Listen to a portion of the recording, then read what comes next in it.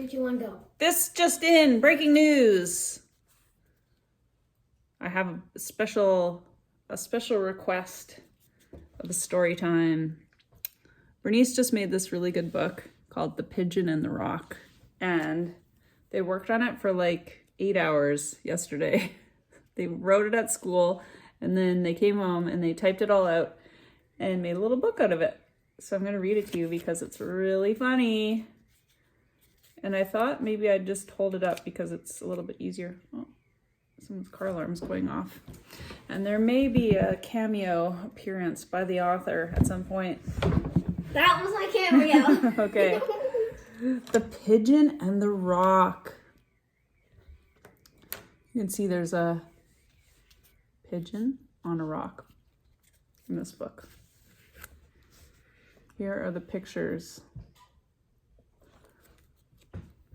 I'm going to go up close so you can see it better while I read it. Once there was a strong pigeon named Jeff. He was arranging his shiny jars of butterfly syrup when he noticed a small, smooth thing on the floor. He picked it up. You can see, there he is. Oh, it's kind of blurry. Can you see it? The small, smooth thing startled. The small, smooth thing started to speak. Hello, it said. My name is Jason. I am a rock.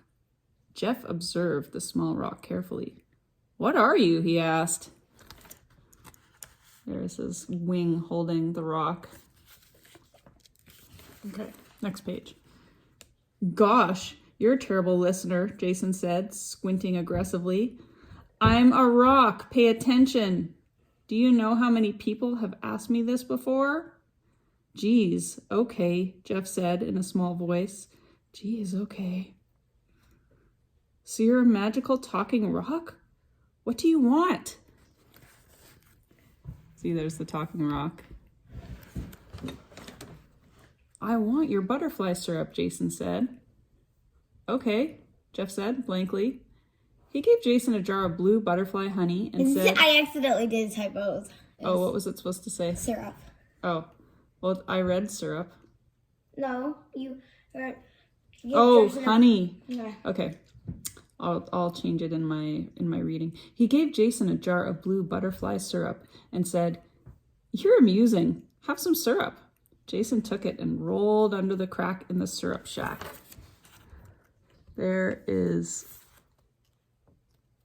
the tiny little blue bottle of butterfly syrup. Next page. I don't know why it's called butterflies. Is it made out of butterflies? Or is it just like the theme? I guess it's just the theme. Oh, Jeff said. It's the cow hour on TV. He walked over to the couch and sat down. He remembered. He was like, oh, it's the cow hour. It's that time of day when I want to watch my TV show. He sat down on the TV show is called the cow hour. Yeah. It happens at a specific time, the cow hour. Okay. He walked over to the couch and sat down. He grabbed the remote and clicked 4. The TV instantly turned on. No delay, just instant TV time. There was a cow on the screen, obviously, because it was the cow hour, right? Yeah. He jumped over the moon and got a bruise because he bounced off the moon, and while he was falling, he saw paper bags neatly dressed in white shirts with collars. They all had distinguished little mustaches. He flew down to talk to them, but he accidentally squashed one. Come on, Paige. At that moment, Jeff turned it off. Meh, he said. It wasn't a very good episode. Now have a plant. Tap! Apparently this is a glyph, a magical glyph, that when you tap it, a plant will appear. But it only happens in a certain place. Oh, you have to do it in like Magic World, right? Yeah. Which world? Yeah. Hey, stop kicking the table. You're making the camera jiggle. Anyways, that was Bernice's story. The Pigeon and the Rock.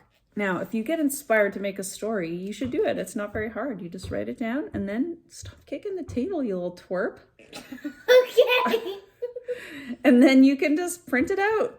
You can write it on, fold some paper up and write it in the book and draw the pictures, or you can, if you're tech savvy like Bernice, you can create it on the computer and print it out like this. Have a good morning. Bye. Bye from Bernice. Have a good morning. Also, I'm tired.